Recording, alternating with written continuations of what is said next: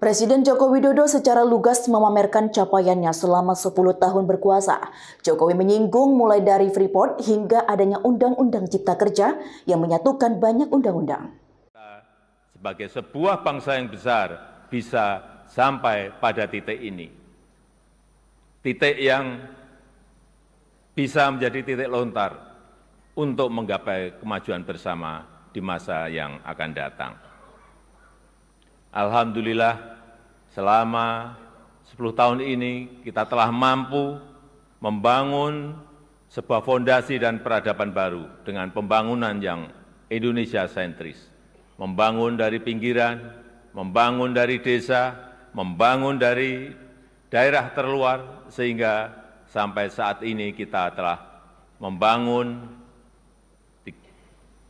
366.000 kilometer jalan desa, 1,9 juta meter jembatan desa, 2.700 kilometer jalan tol baru, 6.000 kilometer jalan nasional, 50 pelabuhan dan bandara baru, serta 43 bendungan baru dan 1,1 juta hektar jaringan irigasi baru.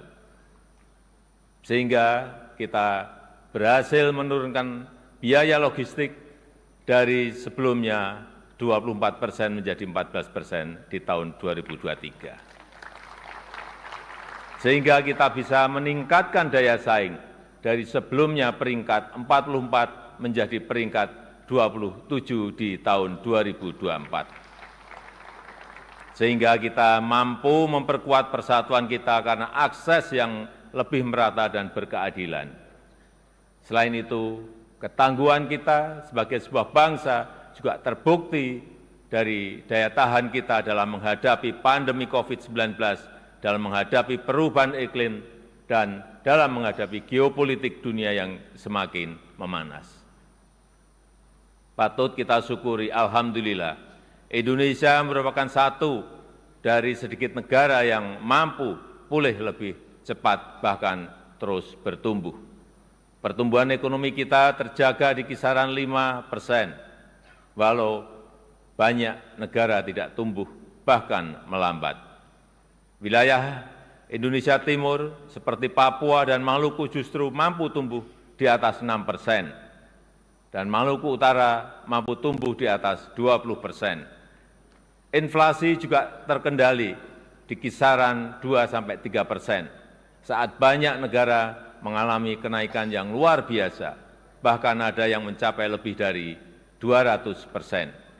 Angka kemiskinan ekstrem mampu kita turunkan dari sebelumnya 6,1% menjadi 0,8% di tahun 2024. Angka stunting juga mampu kita kurangi dari sebelumnya 37% menjadi 21,5% di tahun 2023.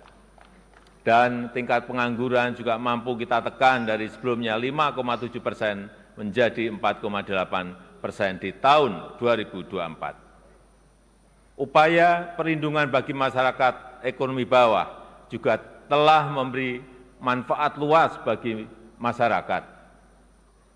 361 triliun rupiah anggaran Kartu Indonesia Sehat selama 10 tahun ini telah digunakan untuk membiayai layanan kesehatan lebih dari 92 juta peserta JKN per tahunnya, mulai dari usia dini sampai lansia yang tersebar di seluruh Indonesia. 113 triliun rupiah anggaran Kartu Indonesia Pintar selama 10 tahun ini telah digunakan untuk pendidikan lebih dari 20 juta siswa per tahun mulai dari SD sampai SMA, SMK di seluruh tanah air Indonesia. 225 triliun rupiah anggaran program Keluarga Harapan selama 10 tahun telah dimanfaatkan untuk meningkatkan ekonomi sekitar 10 juta keluarga kurang mampu per tahunnya. Dan 60,3 triliun rupiah anggaran prakerja selama 5 tahun telah dimanfaatkan untuk menambah keahlian 18,8 juta pekerja yang tersebar di seluruh tanah air Indonesia.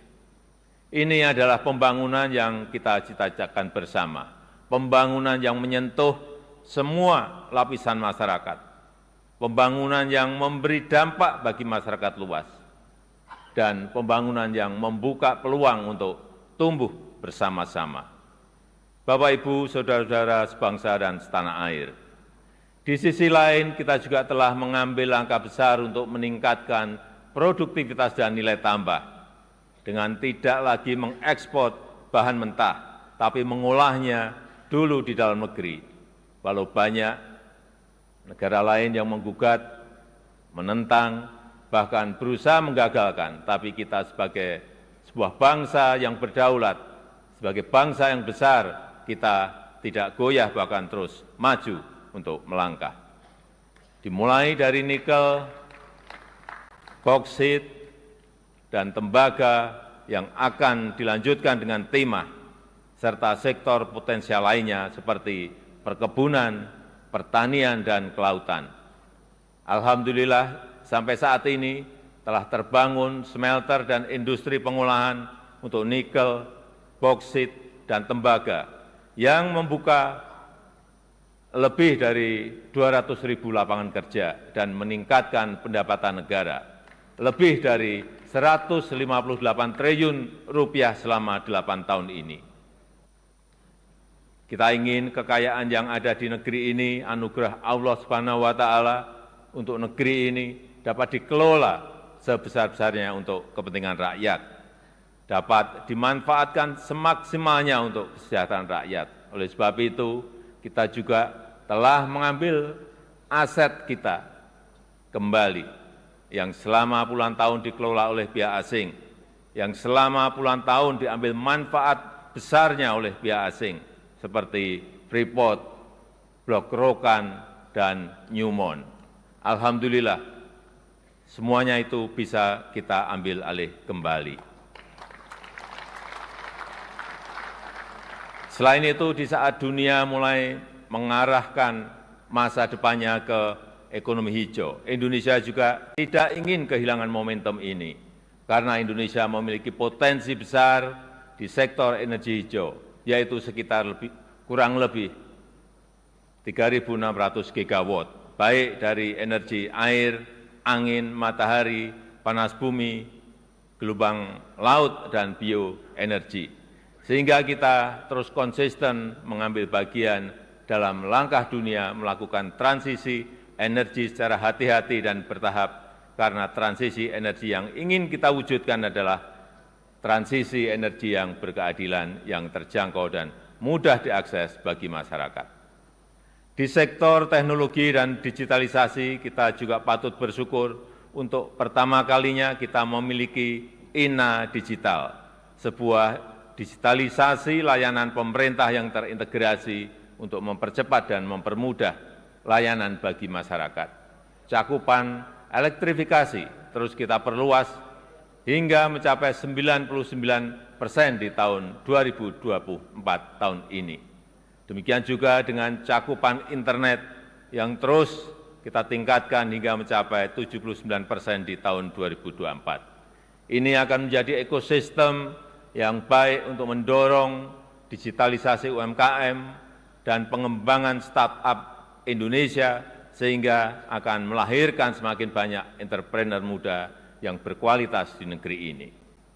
Dukungan produk dalam negeri juga kita berikan perhatian khusus dengan memprioritaskan belanja APBN, APBD, dan BUMN untuk produk-produk dalam negeri. Karena kita ingin apa yang berasal dari rakyat dapat kembali ke rakyat dan bermanfaat maksimal untuk rakyat. Di bidang hukum, kita juga patut bersyukur setelah 79 tahun merdeka, akhirnya kita memiliki Kitab Undang-Undang Hukum Pidana yang baru. Sebagai upaya memodernisasi hukum Indonesia, serta Undang-Undang Cipta Kerja yang merevisi 80 undang-undang dan 1.200 pasal. Sebagai upaya untuk menderegulasi peraturan yang tumpang tindih. Kita juga sudah memiliki undang-undang tindak pidana kekerasan seksual untuk memberikan perlindungan yang nyata, yang kuat, terutama bagi perempuan dan anak-anak. Bapak, Ibu, dan saudara-saudara sekalian sebangsa dan setanah air, ini adalah hasil kerja keras kita bersama. Ini adalah fondasi besar kita bersama. Ini adalah bukti bahwa persatuan kita, bahwa kerukunan kita, bahwa kerja keras dan kegotong royongan kita dapat membawa Indonesia melompat lebih tinggi lagi. Oleh sebab itu, saya sangat menghargai, sangat mengapresiasi dukungan dan kerjasama seluruh lembaga negara dalam menopang lompatan kemajuan Indonesia. Ayo dukung kami dengan cara like, share, komen, dan subscribe di seluruh akun BITV agar Anda tidak tertinggal berita menarik dan terupdate lainnya. Saya Kiki Anggrani pamit undur diri dari hadapan Anda. Terima kasih dan sampai jumpa.